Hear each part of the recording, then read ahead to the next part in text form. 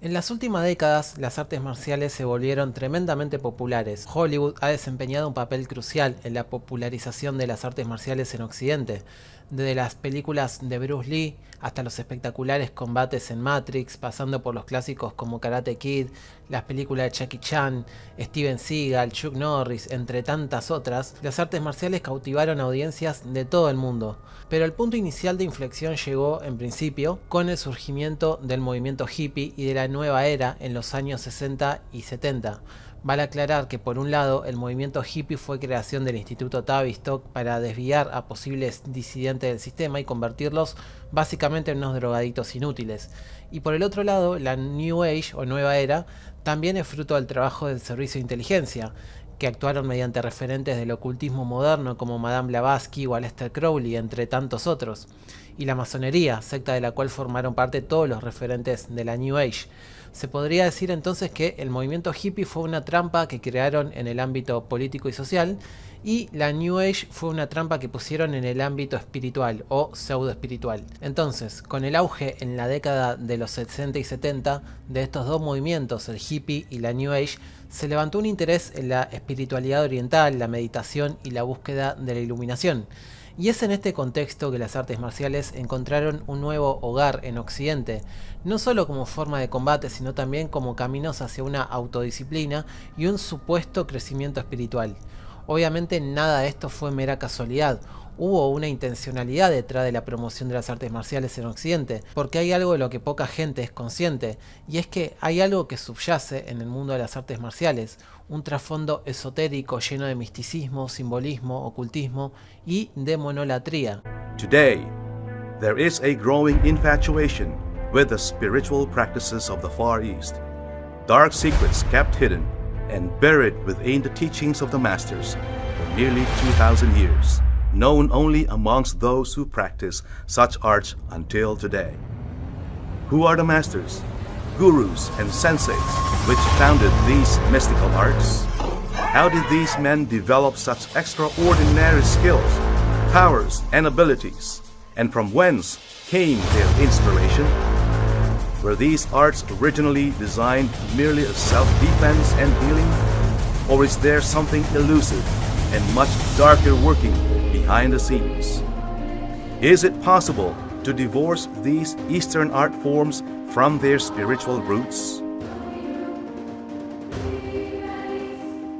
Is there a hidden purpose behind the move to join these ancient religious practices with the Christian faith?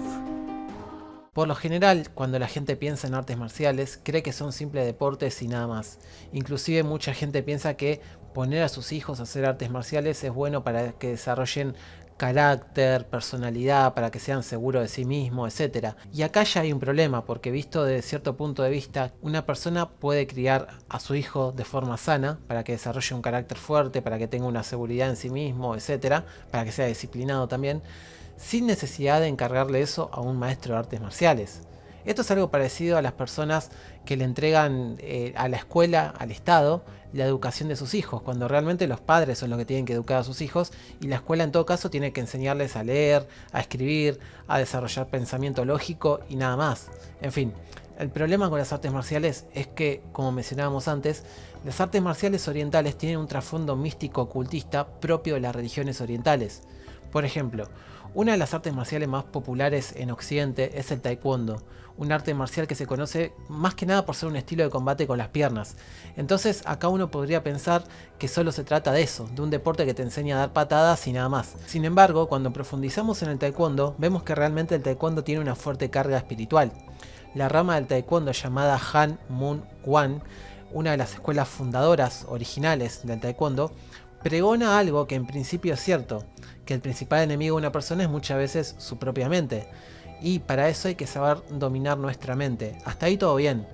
Pero una vez que el estudiante de taekwondo va avanzando y logra cierta disciplina, cierto control mental, el taekwondo va un paso más allá y ahí ya meten el tema de la espiritualidad. La enseñanza de la escuela Han Mun Wan dice lo siguiente: una vez el practicante de taekwondo ha progresado en el manejo de su mente y de sus emociones, es deber y tarea de todo maestro enseñar a sus adeptos principios del pensamiento taoísta principalmente, el cual no se opone a ninguna forma de religiosidad o creencia especial. El budismo también es deseable su estudio al tiempo que el taoísmo. Los principios contenidos en estas dos formas de pensamiento del Extremo Oriente deben ser estudiados detenidamente porque son el compendio y síntesis de la sabiduría que numerosos maestros han fijado en textos como el Tao Te Ching y la doctrina del Buda en sus 4 nobles verdades y el óctuple camino. Subsisten monasterios de órdenes monásticas en los cuales se recluían personas que sentían el llamado de la contemplación y la iluminación, la cual se basaba en la función del espíritu del monje con el Tao. No entraremos a describir sus trabajos, pero sí diremos que estas personas practicaban artes marciales como actividad para mantener la mente en calma y alejada de pensamientos perniciosos. Por ello, es importante que desde nuestros propósitos los practicantes de Taekwondo aprendan diferentes técnicas de meditación y penetren en esta forma de espiritualidad.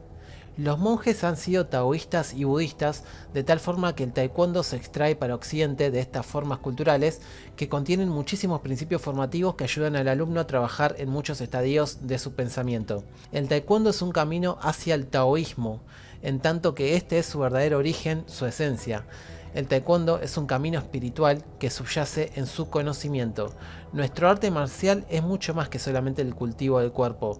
Han Moon Wan trabaja en esa dirección, pues nuestros practicantes podrán comprender que somos un todo integral y que no podemos separar la forma física del trabajo con las emociones, la mente y la búsqueda de una vida espiritual genuina y de resultados comprobables.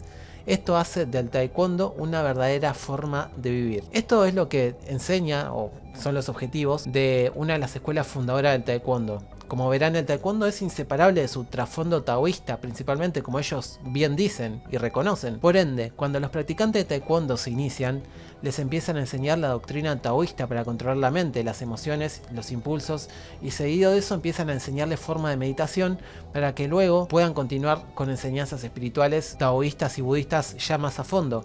Pero ya desde el principio, y sin que el estudiante de taekwondo lo sepa, ya desde el inicio les enseñan esas cosas, los van induciendo de a poco. Entonces ya desde el inicio vemos el trasfondo espiritual subyacente a lo que, al menos en apariencia, parecería ser un simple deporte que te enseña a dar patadas. Ahora bien, si el taekwondo tiene esta tremenda carga espiritual taoísta, el kung fu es 1000 veces peor. El kung fu se originó directamente en templos budistas. Concretamente, y según cuenta la leyenda, fue un monje budista indoario, y digo que fue indoario porque era originario de la India, que era parte del imperio Kushan, el cual era un imperio étnicamente iranio, o sea, ario.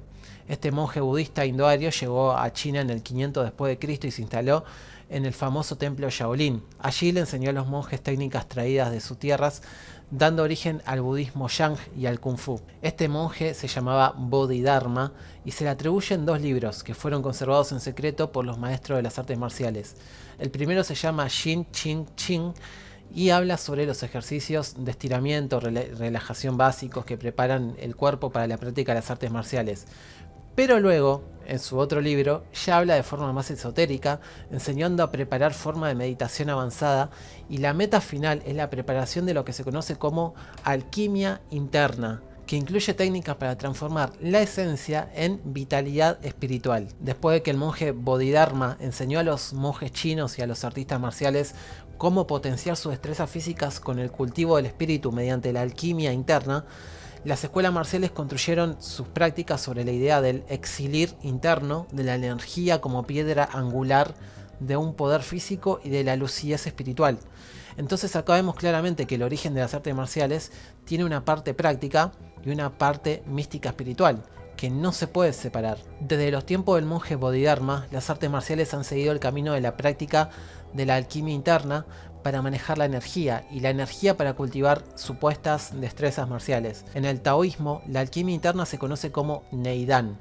Esto es esencial en todas las artes marciales, porque se trata de controlar lo que se conoce como Ki o Chi. El Ki es en teoría un flujo vital de energía que tiene un significado similar al prana de los hinduistas o a la energía vital que también tienen los japoneses, que se llama Ki. En la ariosofía, popularmente llamada esoterismo nazi, también se tomaron este concepto originalmente indoario del prana. Ellos lo llamaron energía bril. Esta energía, sea que se llame prana o bril o ki o como que sea, es básicamente, supuestamente en teoría, un fluido de la energía sutil en la unidad de todas las fuerzas de la energía natural. El Reiki es otra práctica tremendamente popularizada en Occidente y a partir de la moda New Age, que también tiene como objetivo desarrollar el control de esta energía vital. Lo que promueven estas falsas espiritualidades orientales, promovidas deliberadamente por los poderes fácticos en Occidente, es apartar a las personas del camino cristiano. Con la práctica de artes marciales o de cosas como el yoga o el Reiki, o adoptando de lleno la religión nueva era, lo que se pretende es hacerle creer a las personas que cada uno es su propio Dios, que vos tenés el poder de manifestarle al universo lo que quieras y que éste te lo va a cumplir. Y mediante el control de tu energía vital, abriendo tus chakras o despertando la serpiente Kundalini y entrando en armonía con la energía cósmica universal, vas a lograr tu desarrollo completo y alcanzarás la iluminación espiritual. No olvidemos ni por un segundo que todo esto viene del budismo principalmente, y el objetivo del budismo es que destruyas tu ego para desapegarte de todo lo material y así alcanzar el nirvana. El nirvana es una no existencia, o sea, que lo que el budismo llama iluminación espiritual es el aniquilamiento en realidad, romper la rueda del samsara y salir de esta prisión que es la existencia. Lo mismo que pregona el gnosticismo, el cual proclama que la materia es la cárcel del espíritu y que el mundo material está gobernado por el demiurgo que aprisiona a los espíritus y que para escapar de esta prisión hay que conocer la gnosis eterna y bueno, dependiendo de la secta gnóstica, cada cual tiene sus dogmas de cómo alcanzar la iluminación, pero básicamente es todo lo mismo, es la creencia de que la materia es mala y nos aprisiona y que hay que destruir la existencia material para escapar de la prisión demiúrgica, así como el budismo dice que tenés que desapegarte de todo para romper la rueda del samsara, escapar del tiempo hacia el no tiempo, a la no existencia, que es el nirvana. Pero volviendo al tema de las artes marciales, el trasfondo místico esotérico es este.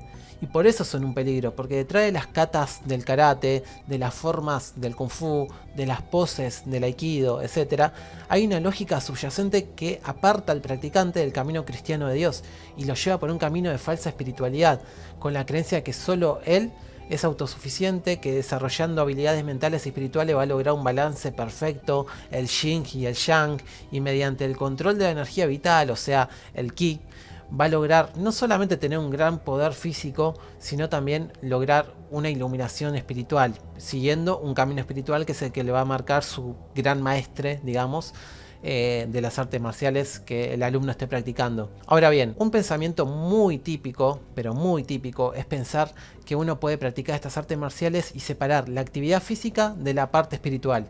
La gente que visita escuelas de artes marciales no le presta mucha atención a las imágenes y estatuas budistas o imágenes de demonios horribles que suelen haber en esos lugares. La gente piensa que está puesto ahí simplemente por decoración. Pero esto es porque la gente no es consciente de la seriedad de este asunto.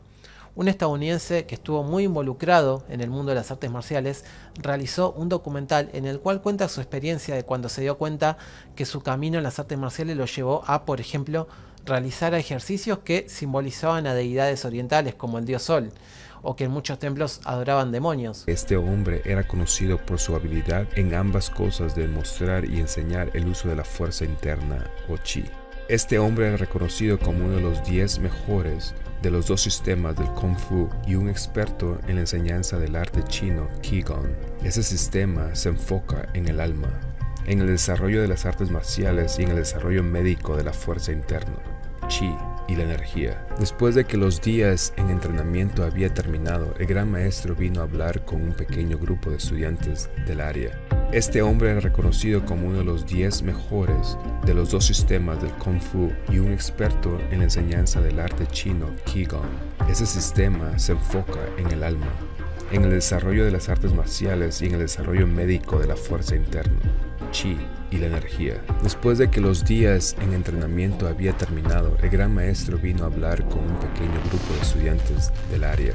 Él dio instrucciones acerca de las cintas negras, acerca de su entrenamiento. Estando solo, el gran maestro se dirigió a mí personalmente. Nosotros nunca nos habíamos conocido antes. Él me dijo que no era coincidencia que ese era el día. De acuerdo a un proverbio viejo, proverbio chino, cuando el estudiante está listo es cuando aparece el maestro.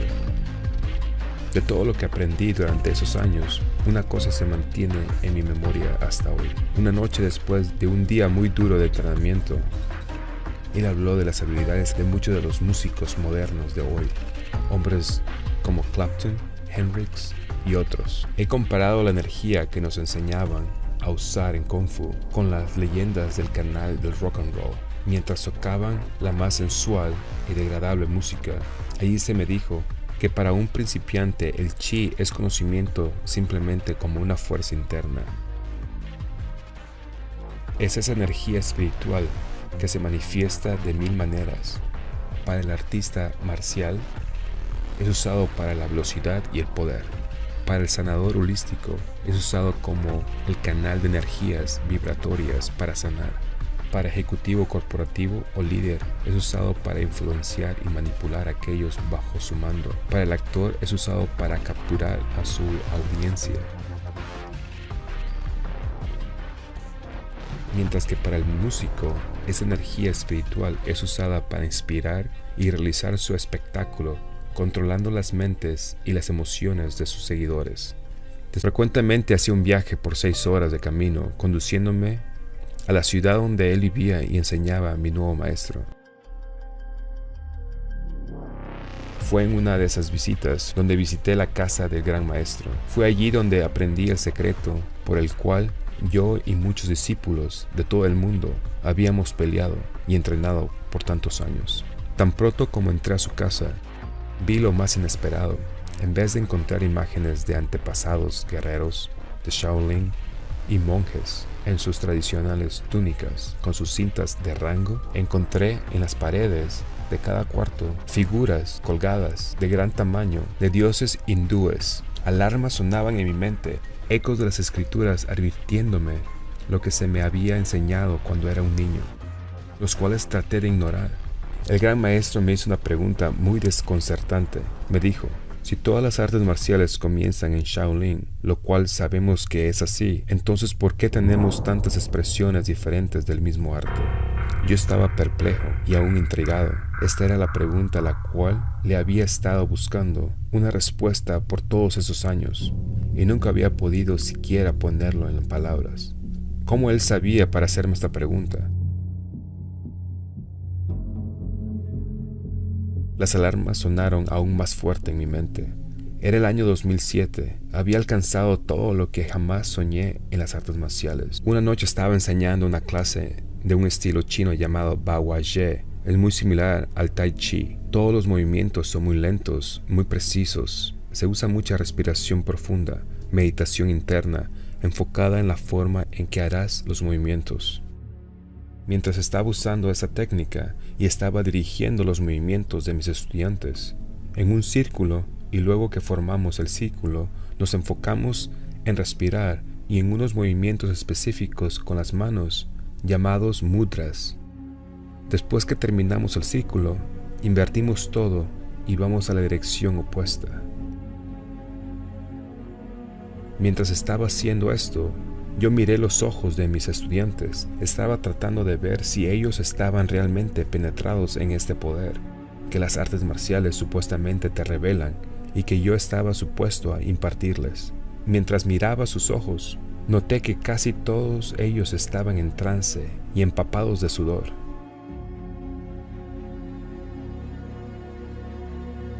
Ahora, por el entrenamiento de las artes marciales, supe que no podía ser posible, humana y físicamente hablando. No habíamos hecho nada para que el cuerpo sudara, nada físico, ningún esfuerzo.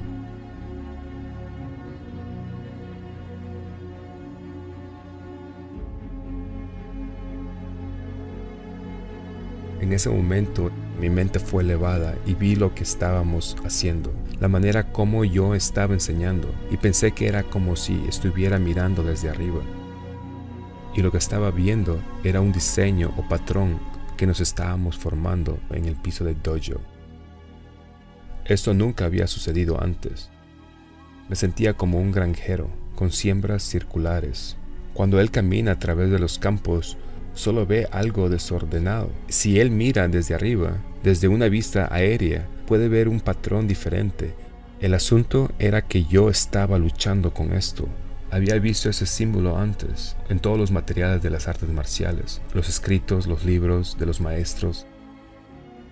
Cuando llegué a casa esa noche, fui directo a mi biblioteca, buscando los libros de Aikido, los estilos japoneses, a través de Kung Fu, y de los libros de Qigong, los estilos de los chinos internos. En cada estilo que busqué encontré el mismo símbolo. También encontré el significado de ese símbolo. El símbolo significaba el dios del sol o Taido. Yo no estaba seguro cómo decirles a mis estudiantes. Quiero decir, para explicarle alrededor de 100 estudiantes que el arte que hemos estado enseñando en la escuela estaba realmente invocando el espíritu del dios sol.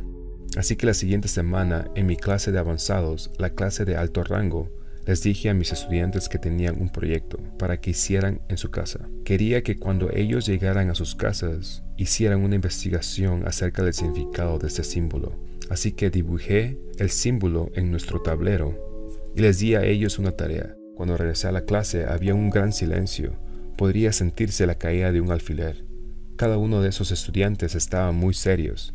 Les pedí que se levantaran y que presentaran lo que habían encontrado antes que empezara la clase. Les dije que no importaba dónde ellos encontraran la información. Yo solo quería ver qué era lo que ellos podían encontrar acerca de ese símbolo. Ellos buscaron en libros de historia. Ellos buscaron en los libros de jeroglíficos egipcios. Ellos buscaron en griego y en romano. Ellos buscaron en libros babilónicos. Ellos usaron libros de tatuajes, libros de espiritismo y brujería. Y cada uno de ellos, y uno detrás de otro, dieron y presentaron la información que había encontrado. Todos ellos, independientemente de la fuente que usaron, encontraron la misma cosa: el símbolo del dios sol, de Tao, o el Yin Yang, como es conocido en chino. Después de descubrir lo que significaba ese símbolo realmente, uno de mis estudiantes preguntó: ¿qué significa esto? ¿Qué vamos a hacer ahora? ¿Cómo afecta esto en lo que estamos haciendo? Y yo les dije: desde este momento, nosotros no aprenderíamos más acerca del arte de Bagua. Pero cuando llegué a mi casa esa noche, yo sabía que había mucho más allá de lo que yo había visto. Así que empecé a buscar en todos los estudios que había yo hecho. Todos mis libros de literatura de las artes marciales internas, de Tai Chi, el yoga, el Qigong y aún las artes Shaolin. Y mientras que buscaba, yo empecé a darme cuenta que había algo más en esas artes de lo que yo había querido creer. En una semana, yo tomé la decisión de anunciarle a mi grupo de estudiantes que no se ofrecía o enseñaría las artes internos como el Tai Chi, Qigong, Bagua y aún Shaolin en Kung Fu. Ahora estaba tratando de dividir las artes marciales físicas de las artes marciales espirituales. Esto era muy difícil. Yo intenté por alrededor de 6 o 7 meses. Al final de los 7 meses entendí de que tú no puedes separar las raíces espirituales de las artes marciales de su práctica física. Cuando hice este anuncio a mis estudiantes, perdí el 40% de mi grupo de estudiantes. Eso me afectó financieramente, pero también me afectó saber que había perdido estudiantes que habían estado conmigo por muchos años. Como dice el señor en el documental, no se puede separar las artes marciales de su parte esencialmente mística esotérica. Pero la gran trampa detrás de esto es hacerle creer a la gente que sí puede separar estas dos cosas. Y voy a poner como ejemplo el Kama Sutra. El Kama Sutra es algo que también se hizo muy popular en Occidente, y la gente piensa que es solamente un libro de poses sexuales y nada más, que es inofensivo, pero no son conscientes de lo que hay detrás. El Kama Sutra es solo una versión pero muy resumida de textos muchísimos más largos de la religión hindú.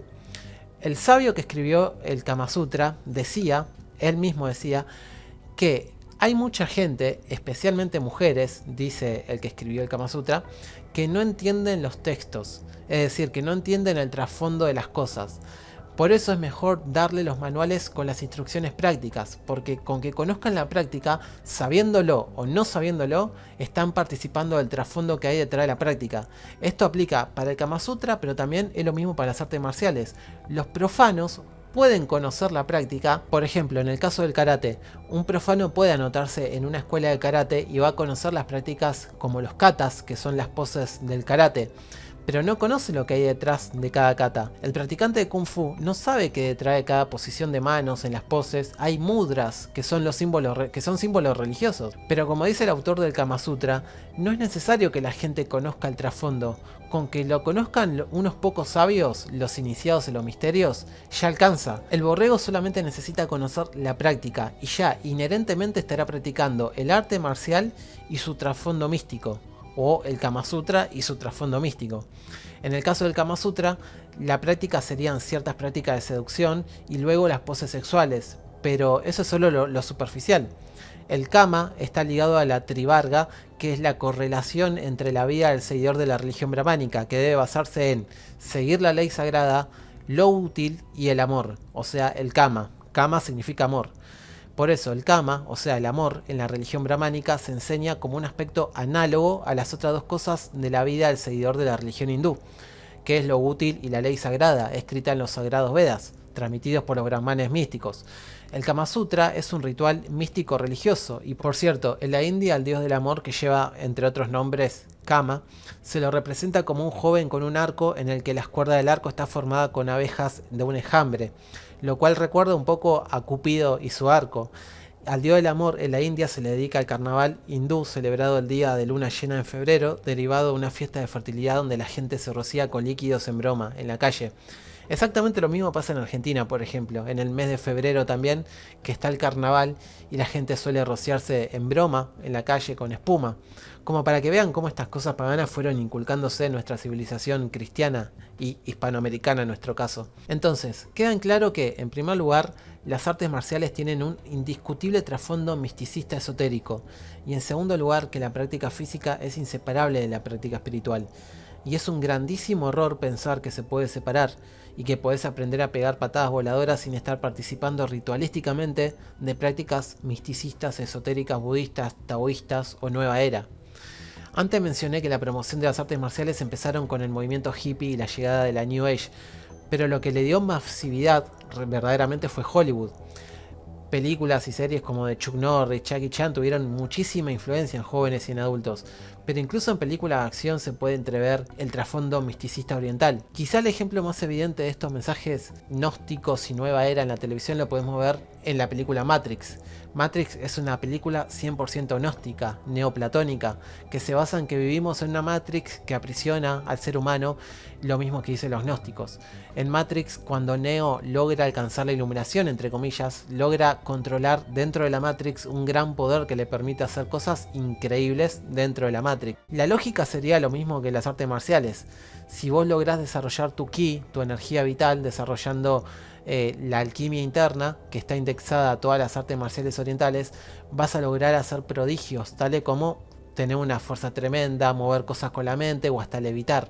Esto se puede ver en muchos monjes que dicen haber logrado cosas como esas, lo cual no sorprende del todo y no habría que negarlo, ya que esto mismo lo hacía, por ejemplo, Simón el Mago, según relata la Biblia.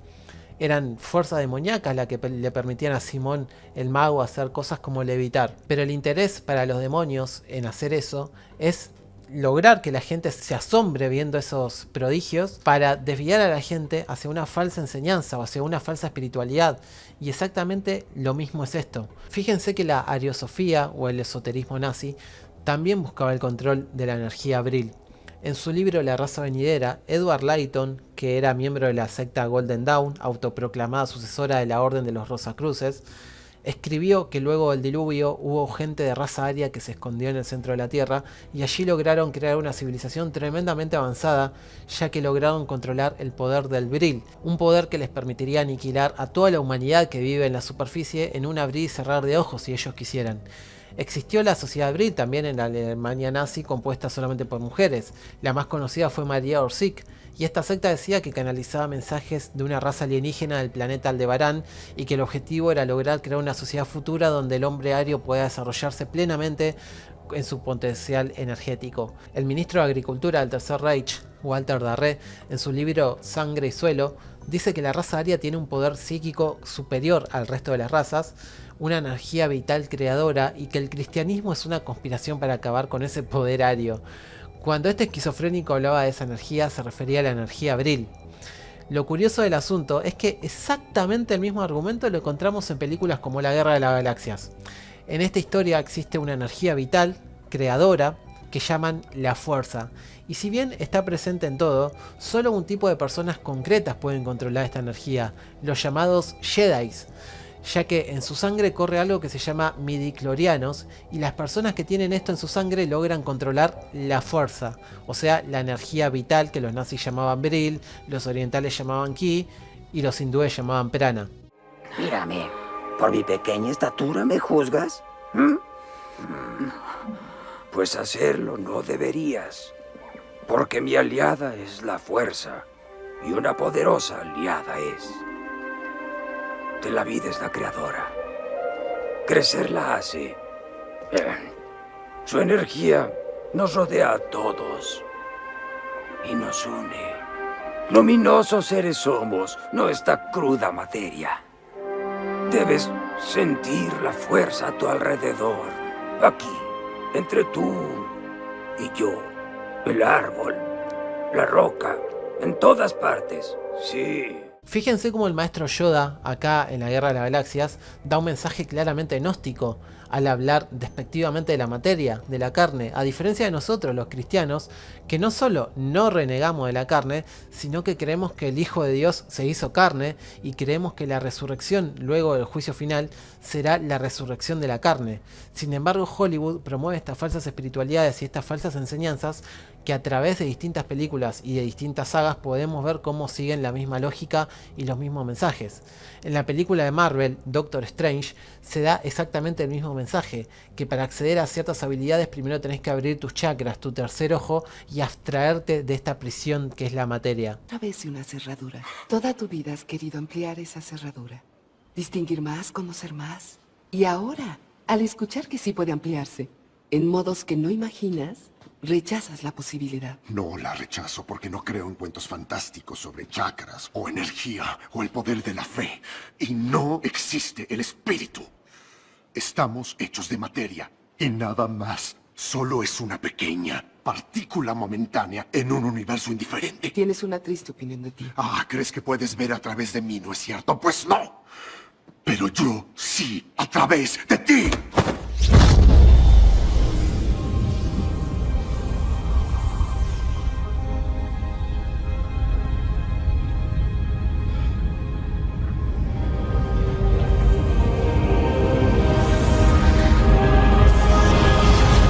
¿Qué hiciste conmigo? Abre tu ojo.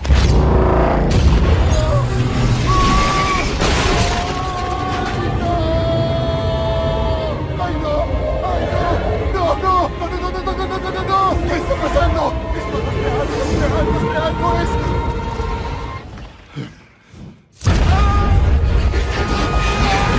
¡Qué horror! ¡Ay, no! Su pulso está aumentando peligrosamente.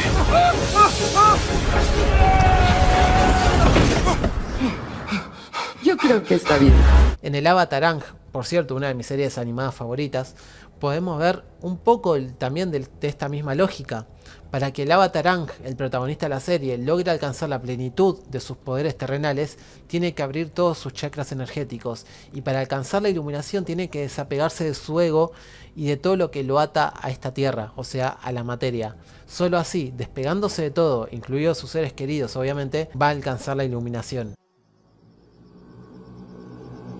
Para controlar el estado Avatar, debes abrir todos tus chakras.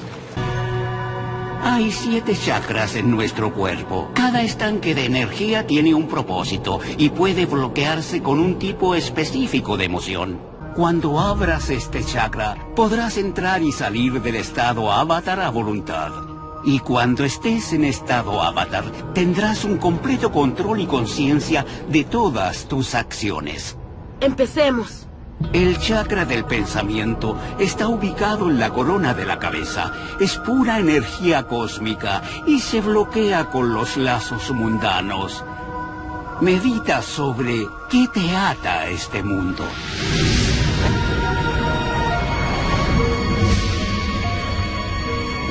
Ahora, libérate de esos lazos Déjalos fluir por el río. Olvídalos. ¿Qué? Pero yo no quiero olvidar a Katara. Yo la amo. Tienes que aprender. La energía cósmica pura del universo no podrá fluir dentro de ti. ¿Por qué elegiría la energía cósmica en vez de Katara? No puede ser malo que tenga un lazo fuerte con ella. Debes aprender a desligarte. Lo siento, pero no puedo olvidarme de Katara. Aang, para dominar el estado Avatar, tienes que abrir todos los chakras. Entrégate. Está bien, trataré.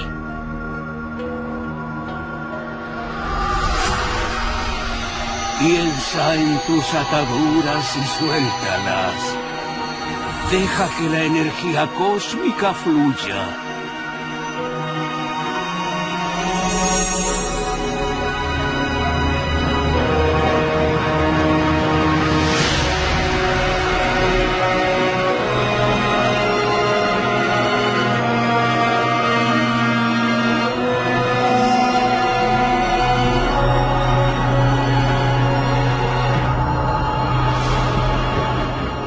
Esto es un mensaje claramente budista, que es totalmente antitético al mensaje de Jesucristo, del cual nos enseñó que el camino hacia el reino de Dios es practicar el amor al prójimo, la caridad, el preocuparse por el otro, el amarse a uno mismo en la misma medida que amás a otra persona, etc. O sea, nada que ver con el egoísmo de desapegarse de todo y decir me chupa un huevo todo y yo solamente quiero mi iluminación y nada más. Entonces, para ir cerrando, el peligro de las artes marciales radica en su inherente arraigo a las prácticas misticistas que llevan sí o sí por un camino de falsa espiritualidad que nada tiene que ver con el cristianismo. Con la moda hippie y la nueva era en los 70 se dio inicio a un tremendo ataque a la espiritualidad cristiana, que en nuestro caso como hispanoamericanos es profundamente inherente a nuestro ser y nuestra identidad, la cristiandad católica.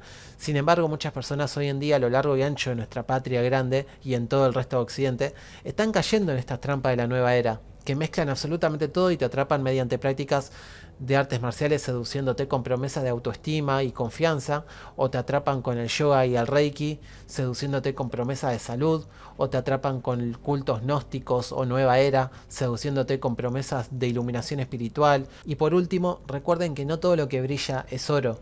Detrás de todos esos discursos bonitos, detrás de esas aparentes personas sabias, iluminadas, que meditan y que tienen la mente elevada y qué sé yo, hay cosas muy turbias.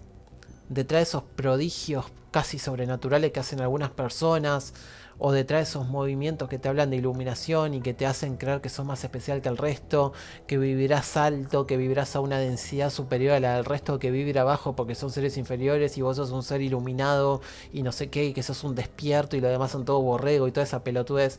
Detrás de todo eso hay un trasfondo oscuro y un camino que no lleva a nada bueno. Pero justamente, como dice la Biblia, Satanás se esconde detrás de un disfraz de un ángel de luz. O sea, se esconde detrás de discursos bonitos, de cosas que en apariencia, si ignorás el trasfondo, parecen ser buenas o inofensivas. Pero lo que hay subyacente en el fondo a esas prácticas es lo que deberían ver. Si es que se toman en serio la espiritualidad, claro. Porque si sos una persona atea, obviamente probablemente te chupe todo un huevo.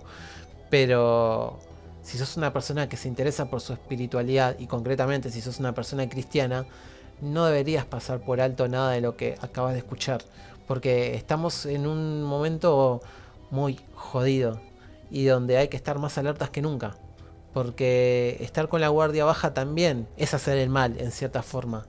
Estar poco informado o ser un ignorante, a ver, todos somos ignorantes de ciertas cosas y no está mal ser ignorante, o sea, se cura la ignorancia. Pero no hay que subestimar ciertas cosas y hay que estar alertas. Eso es lo único que quiero decir. En fin, hasta acá llegó este video, espero que les haya interesado. Hasta la próxima.